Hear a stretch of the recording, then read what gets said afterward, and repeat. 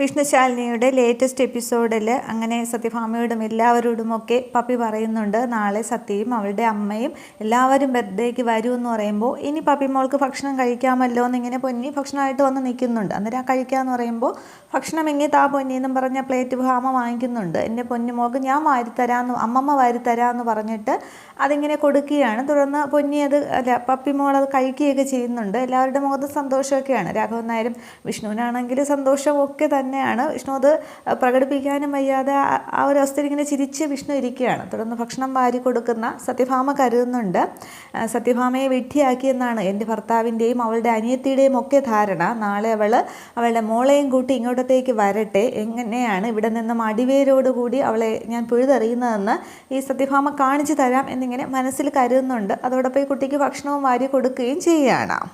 തുടർന്ന് പിറ്റേന്ന് രാവിലെയൊക്കെയാണ് കാണിക്കുന്നത്. അതിനുശേഷം വീടൊക്കെ നന്നായിട്ട് അലങ്കരിച്ച് ആ ബലൂണൊക്കെ കെട്ടി നല്ല രസം അടിപൊളിയാക്കിയിരിക്കുകയാണ്. അതിനുശേഷം വിഷ്ണു ആണെങ്കിൽ വെളിയിൽ ഇങ്ങനെ ശാലിനിയെ കാത്ത് അങ്ങോട്ടും ഇങ്ങോട്ടുമൊക്കെ നടക്കുകയാണ് വരുന്നതെന്ന് നോക്കിയിട്ട്. അന്നേരം ആരെയോ കാത്തു നിൽക്കുകയാണല്ലോ എന്നിങ്ങനെ കാർത്തിക ചോദിച്ചുകൊണ്ട് വരികയാണ്. അന്നേരം തനിക്ക് ഊഹിക്കാമല്ലോ എന്ന് ചോദിക്കുകയാണ്. അന്നേരം ശാലിനി അല്ലേ എന്നിങ്ങനെ കാർത്തിക ചോദിക്കുകയാണ്. അന്നേരം വിഷ്ണു അങ്ങ് ചിരിച്ച് തലയൊരുക്കുന്നുണ്ട്.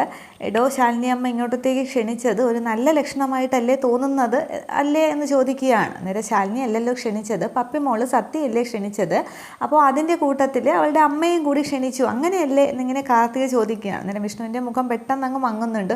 ഓ അങ്ങനെയാണല്ലേ, ഇപ്പോൾ അങ്ങനെ അല്ലെങ്കിലും ശാലിനിയാണ് ക്ഷണിച്ചത് എന്നെങ്കിൽ താനെങ്കിലും ഒന്ന് പറയ്, ഒരു ആശ്വാസമാകട്ടെ. മുമ്പാണെങ്കിൽ അങ്ങനെയൊക്കെ പറയാനായിട്ട് കമലിനും രോഹിത്തും ശ്യാമയും ഒക്കെ ഉണ്ടായിരുന്നു, അച്ഛനും ഒക്കെ ഉണ്ടായിരുന്നു. പക്ഷേ ഇപ്പോൾ അവരാരുമില്ല. മുങ്ങിച്ചാവുന്നതിനൊരു കച്ചിൽ തുരുമ്പ് കിട്ടുന്നത് പോലെയുള്ള ആശ്വാസവാക്ക് ഇപ്പോൾ തൻ്റെ ഭാഗത്തു നിന്ന് മാത്രമേ ഉള്ളൂ, എല്ലാം താൻ കാരണമാണ് എന്നൊക്കെ പറയുമ്പോൾ വിഷ്ണുവേട്ടാന്ന് ഇങ്ങനെ കാർത്തിയെ വിളിക്കുന്നുണ്ട്, അവരാരും അടുക്കാത്തത്.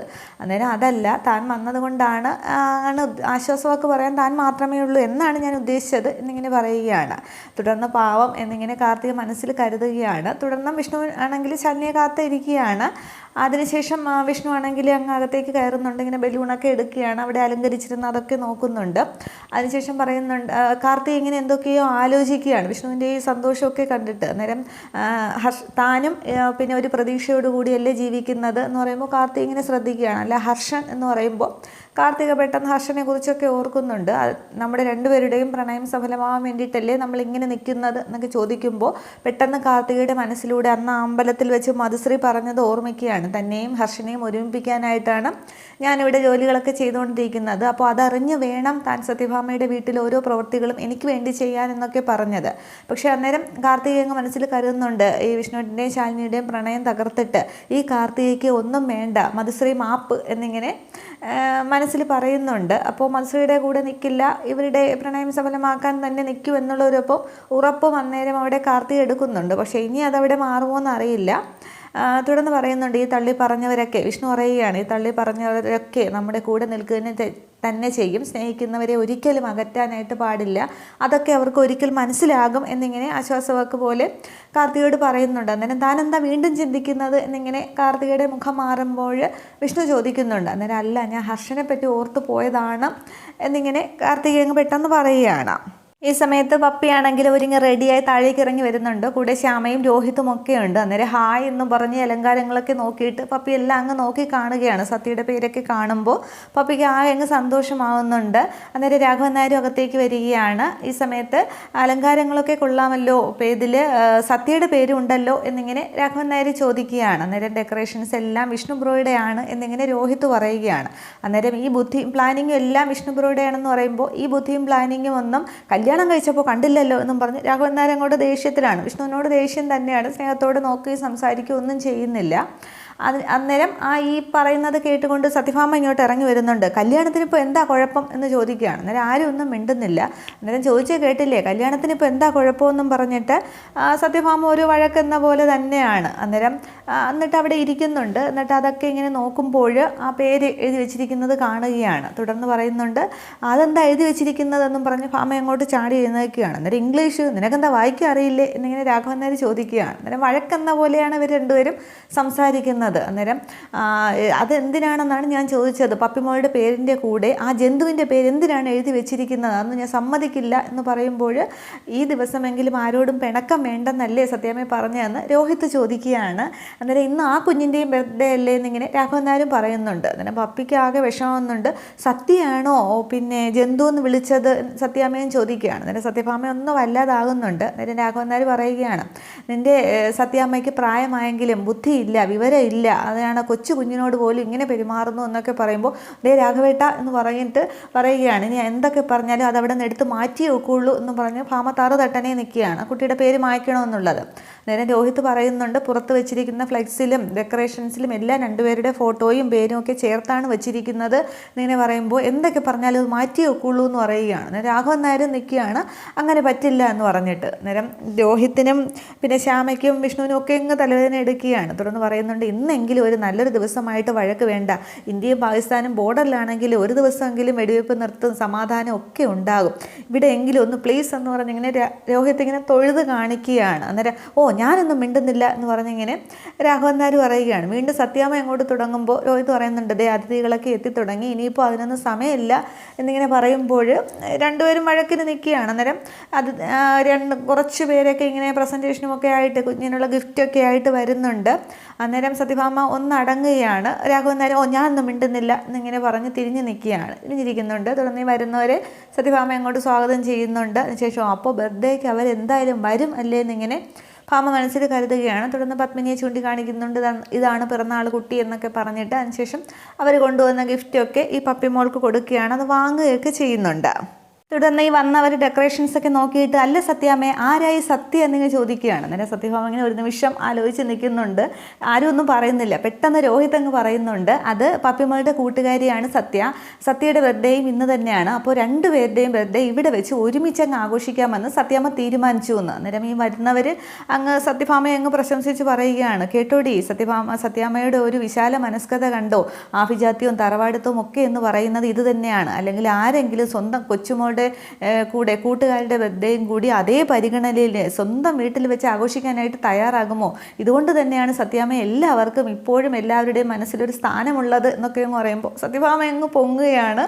ആകെ അങ്ങ് സന്തോഷമാകുന്നുണ്ട്. പക്ഷേ രാഘവൻ നായർക്കും വിഷ്ണുവിനും ഒക്കെ അങ്ങ് ചിരി വരികയാണ്. വിഷ്ണു അങ്ങ് മാറിയിരിക്കുന്നുണ്ട്. എന്നിട്ടങ്ങ് കുഞ്ഞിരുന്ന് ചിരിക്കുകയാണ്. രാഘവൻ നായർ അതേപോലെ തന്നെയാണ്, പുച്ഛിച്ചൊക്കെ തള്ളുന്നുണ്ട്, ചിരിയൊക്കെ വരുന്നുണ്ട്. അപ്പോൾ സത്യഭാമ ഇങ്ങനെ നോക്കുകയാണ്. തുടർന്ന് വീണ്ടും ഈ രോഹിത് അങ്ങ് പറയുകയാണ്, പിന്നെ പപ്പിമോളുടെ ബർത്ത്ഡേ ഇന്ന് ആഘോഷിക്കേണ്ട എന്ന് കരുതിയതാണ് ഈ വർഷം. എല്ലാ വർഷവും ആഘോഷിക്കുന്നതല്ലേ. അപ്പോഴാണ് സത്യാമ്മ അറിഞ്ഞത് സത്യയുടെ ബർത്ത്ഡേയും ഇന്നാണെന്ന്. അപ്പോൾ രണ്ടുപേരുടെയും കൂടി ഒരുമിച്ചങ്ങ് ആഘോഷിക്കാമെന്ന് അല്ലെങ്കിൽ ഏതെങ്കിലും അനാഥാലയത്തിൽ ഭക്ഷണം കൊടുക്കാമെന്നാണ് കരുതിയത് എന്നിങ്ങനെ പറയുമ്പോൾ കണ്ടോ സത്യാമ്മയുടെ ഒരു മഹിമ കണ്ടോ എന്നൊക്കെ വന്നിരുന്നവർ പറയുകയാണ്. അന്നേരം സത്യഭാമയ്ക്ക് ചെറുതായിട്ടൊരു സംശയം തോന്നുന്നുണ്ട്, ഈ രോഹിത് കളിയാക്കുന്നതാണോ എന്ന്. സത്യഭാമയാണെങ്കിൽ പതുക്കെ പൊന്നി ഇങ്ങനെ അടുത്തേക്ക് വിളിക്കുകയാണെങ്കിൽ വന്നേന്ന് പറഞ്ഞിട്ട്. എന്നിട്ട് ചോദിക്കുന്നുണ്ട്, ഈ രോഹിത് തന്നെ കളിയാക്കുന്നതാണോ എന്ന് ഇങ്ങനെ ചോദിക്കുകയാണ്. അല്ല സത്യാമ്മ, ഒരിക്കലും അല്ല. സത്യയുടെ പേരിൽ സത്യാമ്മയ്ക്ക് ഇത്തിരി മൈലേജ് കിട്ടിക്കോട്ടെ എന്ന്, ചുളുവിൽ കുറച്ച് മൈലേജ് കിട്ടിക്കോട്ടെ എന്ന് കരുതി പിന്നെ രോഹിത് കുഞ്ഞ് പറയുന്നതാണ്. നല്ലതല്ലേ, എല്ലാവരുടെയും മുമ്പിൽ നല്ലൊരു മൈലേജ് അല്ലേ കിട്ടുന്നതെന്നൊക്കെ പറയുകയാണ്. അന്നേരം ആണോ, അങ്ങനെ ആയിരിക്കും അല്ലേ എന്നൊക്കെ പറയുന്നുണ്ട്. അന്നേരം അത് തന്നെ എന്ന് പറയുകയാണ്. പക്ഷേ പൊന്നിക്കും കാര്യം അറിയാം രോഹിത് കളിയാക്കുന്നതാണെന്ന്. പക്ഷേ അതവിടെ ഭാമയ്ക്ക് മാത്രം അങ്ങോട്ട് പിടികിട്ടുന്നില്ല. തുടർന്ന് രോഹിത്തിന് ഈ സംഭവം ഏറ്റവും എന്ന് മനസ്സിലാവുകയാണ്. രോഹിത് വീണ്ടും അവരോടൊക്കെ പറയുകയാണ്, പിന്നെ നിങ്ങൾക്ക് വേറൊരു കാര്യം അറിയാമോ, പുറത്ത് വെച്ചിരിക്കുന്ന ബോർഡിലും ഫ്ലെക്സിലും ഈ അലങ്കാരത്തിനും മാത്രമല്ല രണ്ടുപേരുടെയും പേരും ഫോട്ടോയും ഒക്കെ ഉള്ളത്, പിറന്നാൾ കേക്കിലും ബർത്ത്ഡേ കേക്കിലും രണ്ടുപേരുടെ പേരും ഫോട്ടോയും ഒക്കെ ഒരുമിച്ചാണ് വച്ചിരിക്കുന്നതെന്ന് പറയുമ്പോൾ സത്യഭാമയെ വീണ്ടും പുകഴ്ത്തിയൊക്കെ അവരങ്ങ് സംസാരിക്കുകയാണ്. അന്നേരം ഭാമയ്ക്ക് ആകെ അങ്ങ് സന്തോഷമാവുന്നുണ്ട്. പക്ഷേ വിഷ്ണുവിനും രാഘവൻ നായർക്കൊക്കെ ചിരി അങ്ങോട്ട് സഹിക്കാനായിട്ട് കഴിയുന്നില്ല. രാഘവൻ നായർ ചിരിക്കുന്ന ശബ്ദം ഇടയ്ക്ക് പുറത്തൊക്കെ വരുന്നുണ്ട്. പക്ഷേ വിഷ്ണു ആണെങ്കിൽ അങ്ങ് അടക്കി പിടിക്കുകയാണ്. തുടർന്ന് രാഘവൻ നായർ പറയുന്നുണ്ട്, സത്യ വിളിച്ച് നോക്ക് അവരെത്താറായോ എന്ന് പപ്പിയോട്. അന്നേരം അച്ഛാ ഫോണിങ്ങി തന്നേന്ന് പറഞ്ഞ് രോഹിത്തിൻ്റെ കയ്യിൽ നിന്നും ഫോൺ വാങ്ങി പപ്പിമോളാണെങ്കിൽ ഫോൺ ചെയ്യുന്നുണ്ട്. അന്നേരം സത്യയും ശാലിനിയും കൂടി കാറിൽ വന്നുകൊണ്ടിരിക്കുന്നേ ഉള്ളൂ. അന്നേരം സത്യ നിങ്ങൾ എത്താറായും ചോദിക്കുമ്പോൾ, അമ്മേ നമ്മൾ എത്താറായോ എന്ന് സത്യ ശാലിനിയോട് ചോദിക്കുകയാണ്. അന്നേരം 10 മിനിറ്റിനുള്ളിൽ എത്തുമെന്ന് പറയാനായിട്ട്. അന്നേരം 10 മിനിറ്റിനുള്ളിൽ എത്തുമെന്ന് പറയുകയാണ്. അന്നേരം ആൻറ്റിയും സത്യയും ഒക്കെ ഇപ്പോൾ എത്തുമെന്നിങ്ങനെ പപ്പി എല്ലാവരോടും പറയുന്നുണ്ട്. അന്നേരം സത്യഭാമയുടെ മുഖം അങ്ങോട്ട് മാറുകയാണ്. അന്നേരം വിഷ്ണു ആണെങ്കിൽ ആകെ ഒരു ആവേശം ആവേശത്തിലിരിക്കുകയാണ്.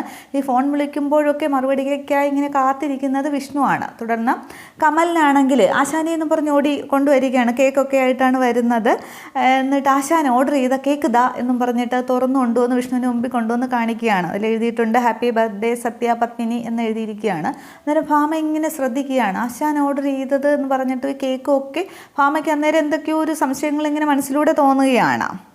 ഈ സമയത്ത് ശ്യാമയാണെങ്കിൽ തൻ്റെ മുകളിലേക്ക് കയറി പോകുന്നുണ്ട്. സമയത്ത് ശാരദാമ്മ ഫോൺ ചെയ്യുകയാണ്. അന്നേരം അവിടെ എന്തായി, ശാലിനി എത്തിയോ എന്നൊക്കെ ചോദിക്കുകയാണ്. അന്നേരം സത്യയും കുഞ്ഞേച്ചിയും കൂടി ഇപ്പോൾ എത്തുമെന്നാണ് പറഞ്ഞത്.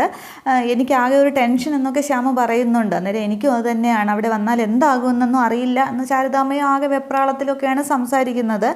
അന്നേരം പറയുന്നുണ്ട്, സത്യാമ്മോടി ക്ഷണിച്ചിട്ടല്ലേ കുഞ്ഞേച്ചി വരുന്നത്, അമ്മയ്ക്കൂടി വരാമായിരുന്നു എന്ന് പറയുന്നുണ്ട്. അന്നേരം ഈ സത്യഭാമയാണെങ്കിൽ ഇവരുടെ റൂമിൻ്റെ ആ വാതിൽക്കലേക്ക് വരുന്നുണ്ട്. അന്നേരം ഭാമ ഇങ്ങനെ ഇവരുടെ സംസാരം ശ്രദ്ധിക്കുകയാണ്. തുടർന്ന് ശാരദാമ്മ പറയുകയാണ്, എനിക്കാണെങ്കിൽ അവിടുത്തെ കാര്യങ്ങളൊക്കെ മുമ്പ് വന്ന കാര്യങ്ങളൊക്കെ ആലോചിച്ചിട്ട് ഒരു വേവലാതിയൊക്കെയാണ്, എന്താകുമോ എന്തോ എന്നൊക്കെ പറയുകയാണ്. അന്നേരം അമ്മ എൻ്റെ കാര്യം എന്താണ് ആലോചിക്കാത്തത്, ഇവരുടെയൊക്കെ ഇടയിൽ കിടന്ന് ഈ കഥകളുടെയൊക്കെ ഇടയിൽ കിടന്ന് നീറുന്നത് ഞാനല്ലേ എന്നൊക്കെ പറഞ്ഞ് ശ്യാമ അങ്ങ് സംസാരിക്കുന്നുണ്ട്. പക്ഷേ സത്യഭാമ വന്നത് ഈ ശ്യാമ കാണുന്നില്ല. അന്നേരം അവരങ്ങോട്ടും ഇങ്ങോട്ടും വേവലാതികളൊക്കെ പറയുകയാണ്. തുടർന്ന് എല്ലാം ശരിയാകും മോളെ എന്നൊക്കെ ഇങ്ങനെ ശാരദാമ്മ പറയുമ്പോൾ, എന്ത് ശരിയാകാൻ അമ്മേ, സത്യം അതൊന്നും അല്ലല്ലോ, പപ്പി എൻ്റെ മകളല്ലല്ലോ എന്നുള്ളതല്ലേ സത്യം എന്നിങ്ങനെ പറയുകയാണ്. അന്നേരം ഭാമ അങ്ങ് അന്തം വിടുകയാണ് ഇത് കേട്ടിട്ട്. തുടർന്ന് ഭാമ അന്തം വിട്ട് ഒരു നിമിഷം അവിടെ തന്നെ നിൽക്കുന്നുണ്ട്, ഒരു ഷോക്കായിട്ട്. തുടർന്ന് ഒന്നുകൂടി ശാരദാമ്മയോട് എന്തോ സംസാരിച്ചിട്ട് ശ്യാമ ഇങ്ങനെ അമ്മ അതല്ലേ സത്യം എന്ന് പറഞ്ഞിട്ട് ഇങ്ങനെ തിരിയുമ്പോഴാണ് സത്യഭാമയെ ശ്യാമ കാണുന്നത്. അന്നേരം ശ്യാമയും അങ്ങ് അന്തം വിടുന്നുണ്ട്. പക്ഷേ ശാരദാമ്മ ഇതൊന്നും അറിയുന്നില്ലല്ലോ. ശാരദാമ്മ സംസാരിക്കുകയാണ്, പ്രശ്നമൊന്നും ഉണ്ടാവില്ല, എല്ലാം നേരെയാവും, അവർ വന്നിട്ട് വിളിക്കണേന്നൊക്കെ ശാരദാമ്മ സംസാരിച്ചുകൊണ്ടിരിക്കുന്നുണ്ട്. അന്നേരം അമ്മയെ ഞാൻ പിന്നെ വിളിക്കാം എന്ന് പറഞ്ഞിട്ട് ശ്യാമ പെട്ടെന്ന് അങ്ങ് ഫോൺ വയ്ക്കുന്നുണ്ട്. തുടർന്ന് സത്യഭാമ ആകെ ദേഷ്യത്തോടു കൂടി അകത്തേക്ക് കയറുകയാണ്. നീ എന്താ പറഞ്ഞത് എന്നിങ്ങനെ ചോദിക്കുമ്പോൾ, എന്താ സത്യാമ്മയെന്നിങ്ങനെ പെട്ടെന്ന് ഭാവമൊക്കെ മാറിയിട്ട് സന്തോഷം വരുത്താൻ ശ്യാമ ശ്രമിക്കുന്നുണ്ട്. അന്നേരം എന്താണ് പറഞ്ഞതെന്നോ, ഞാൻ എൻ്റെ ചെവി കൊണ്ട് വ്യക്തമായിട്ട് കേട്ടതാണ്, പപ്പി നിൻ്റെ അല്ലെന്നോ, ഇത്രയും കാലം നീ നമ്മളെയൊക്കെ പറ്റിക്കുകയായിരുന്നോ എന്ന് ചോദിക്കുമ്പോൾ ശ്യാമയ്ക്കാണെങ്കിൽ ശബ്ദം പോലും വരുന്നില്ല. ആകെ ടെൻഷനിൽ ഇങ്ങനെ ശ്യാമ നിൽക്കുകയാണ്. അന്നേരം പറയടി അങ്ങോട്ട് എന്ന് പറഞ്ഞിട്ട് ഇങ്ങനെ ശ്യാമയുടെ കൈക്ക് പിടിക്കുകയാണ് സത്യഭാമ. അന്നേരം ശ്യാമ ഇങ്ങനെ ആകെ കുഴഞ്ഞ് നിൽക്കുകയാണ്. താഴെ അതേസമയം വിഷ്ണുവിനോടും കമലിനോടും ഒക്കെ പപ്പി അങ്ങ് കാര്യമായിട്ട് സംസാരിക്കുന്നുണ്ട്. ശാലിനിയും സത്യയും കൂടി കാറിൽ ഇങ്ങനെ വരുന്നതും ഒക്കെ കാണിക്കുന്നുണ്ട്. പറയടി എന്നും പറഞ്ഞ് വീണ്ടും സത്യഭാമ നിൽക്കുമ്പോൾ ഉത്തരമില്ലാതെ ഇങ്ങനെ ശ്യാമ നിൽക്കുന്നു. ഇത്രയുമാണ് എപ്പിസോഡിൽ കാണിക്കുന്നത്. അപ്പോൾ തൻ്റെ മകളല്ല എന്ന് പപ്പി മകളല്ല എന്ന് ശ്യാമ പറയുന്നത് സത്യഭാമയോട് വ്യക്തമായിട്ട് കേട്ടു. അതിനെ ശ്യാമയുടെ അടുത്ത് ചോദ്യം ചെയ്യുകയാണ്. അത്രയുമേ ആകുമ്പോൾ എപ്പിസോഡ് അവസാനിക്കുന്നുണ്ട്. പക്ഷേ ഇനി ശ്യാമ എന്തെങ്കിലുമൊക്കെ കള്ളം പറഞ്ഞ് അതവിടെ തിരുത്തുമായിരിക്കും, സത്യഭാമയെ തിരുത്തുമായിരിക്കും. അങ്ങനെയാണ് പോകുന്നത്. ഇപ്പോൾ സത്യഭാമ അറിയില്ല പപ്പി മകളല്ല എന്നുള്ളത്. പിന്നെ അവിടേക്ക് ശാലിനിയും പിന്നെ സത്യയും ഒക്കെ വരും. പിന്നീട് ശാലിനി ആദ്യം അകത്തേക്ക് കയറില്ല, പിന്നീട് ശ്യാമ വിളിച്ചുകൊണ്ട് വരികയൊക്കെയാണ് ചെയ്യുന്നത്. അതിനുശേഷം എല്ലാവരും കൂടി ഒരുമിച്ച് കേക്കൊക്കെ മുറിക്കും. അത് മറ്റന്നാളത്തെ എപ്പിസോഡ്, അത് നല്ല എപ്പിസോഡ് തന്നെയാണ്. അത് നമുക്ക് കാണാം. Okay, thank